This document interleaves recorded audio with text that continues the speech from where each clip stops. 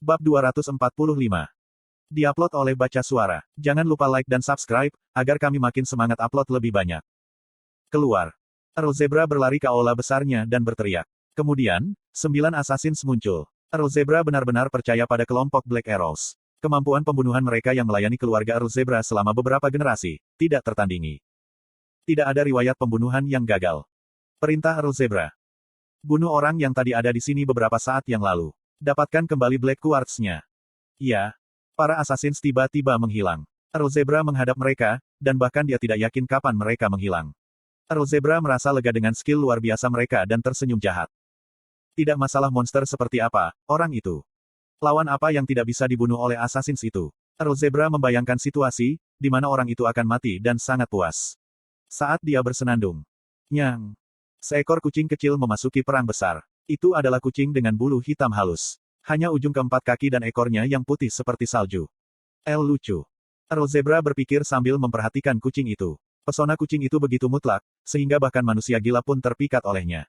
Earl Zebra tertipu sejenak. Dia merasakan keinginan untuk menjaga kucing itu di sekelilingnya, selama sisa hidupnya. Tapi, itu hanya sesaat. Earl Zebra nyaris tidak bisa mendapatkan kembali semangatnya. Apa yang dilakukan penjaga? Mengapa penjaga tidak bisa mengusir binatang buas dari sini? Apakah kamu benar-benar ingin mati? Aku benar-benar minta maaf. Para prajurit yang bergegas mendengar suara itu pucat. Jelas mereka berdiri berjaga-jaga. Mustahil bagi semut untuk masuk. Bagaimana kucing bisa masuk? Kenapa kamu hanya berdiri di sana? Para prajurit berusaha menyingkirkan kucing itu. Namun, kucing itu sangat lincah, meskipun memiliki sifat lucu. Kucing itu melompat di sekitar aula besar, seperti itu adalah rumahnya sendiri. Heok. Earl Zebra dan mata para prajurit melebar. Mereka menyaksikan sayap kecil muncul di punggung kucing. Mereka melihat dari dekat dan melihat sebuah tanduk kecil di dahinya. Monster. Earl Zebra dengan lambat memahami identitas kucing itu, dan menjabat tangannya. Tapi, tangannya yang tumpul, tidak bisa mencegah lari kucing agresif itu. Kiyah. Papat, papat. Cakar pendek kucing itu berayun dengan kecepatan kilat. Earl Zebra dipenuhi dengan rasa sakit yang mengerikan. Dia merasakan sensasi terbakar dari wajahnya. Kuak. Jeritan tajam terdengar. Wajah Earl Zebra berdarah seperti hancur. Hahik. Para prajurit ketakutan. Jelas jika kemarahan Earl Zebra akan menimpa mereka, yang tidak bisa mencegah monster masuk. Dia akan menyiksa kita dengan berat. Apa yang harus kita lakukan? Kenapa ini terjadi? Para prajurit mengarahkan mata mereka pada tombak, ketika mereka berbicara. Kemudian, mereka merangkak menuju Earl Zebra, yang dipenuhi dengan banyak penderitaan dan rasa sakit. Kalian. Earl Zebra menjalani kehidupan yang tidak dipenuhi dengan penderitaan, hanya karena dia dilahirkan dari garis keturunan yang mulia. Hari ini, adalah pertama kalinya dia mengalami cedera besar, sejak dia lahir. Itu juga karena bawahannya. Berani-beraninya kamu mencoba menyakiti tuanmu. Apakah kamu tidak tahu, jika ini adalah kejahatan? Anggota tubuhmu akan terputus dan kamu semua akan mati. Earl Zebra berteriak, tapi ancaman itu tidak hilang. Para prajurit mengangkat tombak mereka. Earl Zebra ingin menghindari ini, dan dengan cepat mengubah sikapnya. Jika kamu meletakkan tombakmu sekarang, aku akan memaafkanmu dan memberimu hadiah besar. Jadi, tolong tenanglah. Dia mencoba bernegosiasi, tapi tidak berhasil. Apakah kamu pikir kami akan mempercayai kata-katamu? Kami tahu, jika kamu mengatakan banyak kebohongan, kepada orang-orang yang kamu siksa. Petik 2. Kami membencimu sejak awal, dasar penjagal manusia, lebih baik singkirkan orang sepertimu. Salah satu gadis yang kamu jebak dan bunuh adalah kerabatku. Dia baru berusia 15 tahun. Kamu bajingan. Kemarahan yang telah ditekan sedang diungkapkan. Jika mereka tidak membunuh Earl, mereka akan tetap mati. Para prajurit sangat sadar, jika tidak ada jalan untuk kembali. Mereka menikam Earl Zebra dengan tombak mereka. Puk. Kalian, Kuheuk. Itu adalah akhir dari manusia yang lebih kejam dan jahat daripada iblis. Nyang.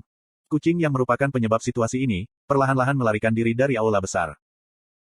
Apakah ini yang kamu tuju? Di dinding luar, Kiki telah melaporkan situasi di kastil, setelah dia menggunakan skill Hawk Eyes-nya. Feradin menggelengkan kepalanya. Tidak, aku hanya ingin mendapatkan tulang belulang dari Slatterer.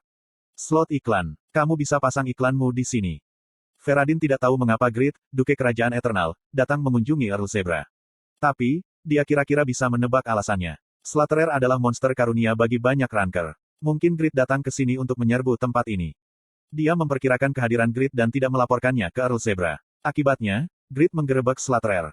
Sejauh ini, seperti yang direncanakan. Tapi, dia tidak tahu Earl Zebra akan dibunuh. Faktanya, para prajuritlah yang membunuh Earl Zebra. Tapi, Kucing hitam yang menyebabkan insiden itu jelas milik Grid. Mengejutkan sekali. Apakah Grid bertindak untuk orang-orang dari kerajaan lain, yang tidak memiliki hubungan dengannya? Senyum aneh muncul di wajah Feradin. Kiki menanyainya. Apa yang harus kita lakukan? Akan ada keributan.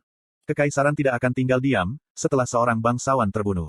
Tim investigasi skala besar akan dikirim dan atmosfer akan berdarah untuk sementara waktu. Itu bukan satu-satunya masalah.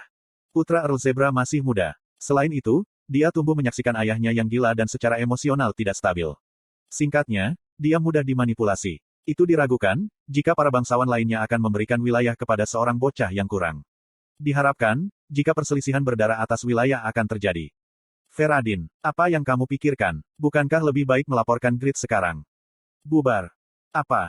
Kiki tidak bisa mempercayainya. Grid adalah musuh. Sekarang, dia hanya melukai guild mereka. Dia merusak wilayah Earl Zebra, rumah guild mereka. Namun, Feradin bermaksud membiarkan Grid pergi. Feradin menjelaskan rencananya. Kita akan menangkap para prajurit yang membunuh Earl Zebra, dan mendapatkan pencapaian besar. Lalu, kita dapat meningkatkan pengaruh kita dan menjadikan putra Earl Zebra seorang bangsawan. Dia menggambar gambar besar. Ini adalah kesempatan untuk melangkah lebih jauh. Feradin percaya, jika pekerjaan ini akan memungkinkannya untuk melahap wilayah Earl Zebra di masa depan. Dia akan memberikan tanah ini kepada tuannya, Agnus. Pinggiran kastil Earl Zebra. Grid sedang menunggu Noe. Aku ingin membunuhnya sendiri. Earl Zebra adalah pria jahat yang seharusnya tidak diselamatkan. Grid telah melalui banyak petualangan, tapi itu adalah pertama kalinya dia melihat orang yang begitu brutal. Tapi, terlalu berbahaya untuk membunuh Earl itu sendiri. Akan sulit untuk mengakses Asmopel, jika kekaisaran mengejarnya. Dan itu juga akan menempatkan kerajaan Eternal dalam posisi yang sulit. Jika dia tahu, jika Feradin adalah bangsawan kekaisaran, Grid juga tidak akan menyentuh Guild White Wolf. Tapi, Grid tidak tahu kebenaran tentang Feradin. Jadi, dia tidak bisa merasa senang, jika Feradin tidak melaporkannya. Grid adalah orang baik, lalu, kamu menghukum orang jahat. Randy mulai mempertanyakan pembagian antara yang baik dan yang jahat. Grid puas pada teman yang tumbuh setiap hari dan menjawab. Aku tidak baik. Benar sekali. Grid bukan orang baik. Dia tidak akan mengorbankan hidupnya, kecuali itu untuk rekan-rekannya. Tapi, dia memiliki hati nurani minimum. Dia tidak bisa berpaling dari mereka yang takut pada Earl Zebra. Jika dia kekurangan kekuatan, dia mungkin berpaling untuk kenyamanannya sendiri. Aku bukan lagi yang lemah. Dia bersedia membantu seseorang, jika dia bisa membantu. Tapi, kisah itu didasarkan pada asumsi, jika musuh tidak akan membahayakannya.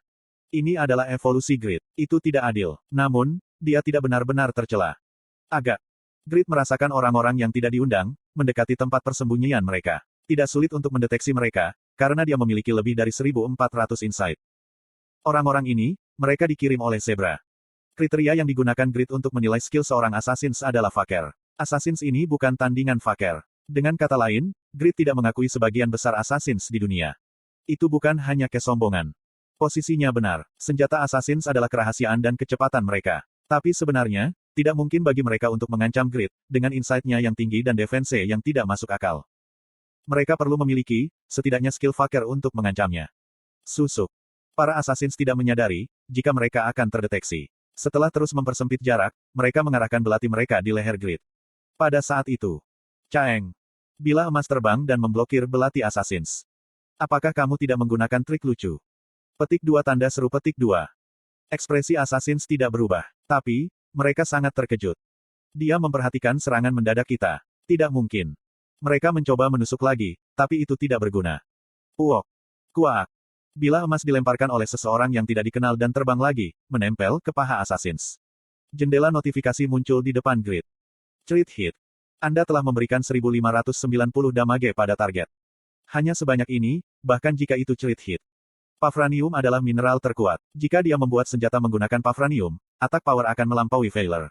Tapi sekarang, bilah yang terbuat dari pafranium tidak bisa mengerahkan kekuatan penuh mereka. Mereka dibuat dengan hanya sejumlah kecil pafranium. Jadi, attack power-nya tidak terlalu bagus. Minor harus menemukan labirin barat dengan cepat. Dia ingin mengamankan lebih banyak pafranium. Minor memiliki banyak tanggung jawab. Ketika Grid memikirkan ini, para Assassins menjadi waspada. Orang ini punya teman.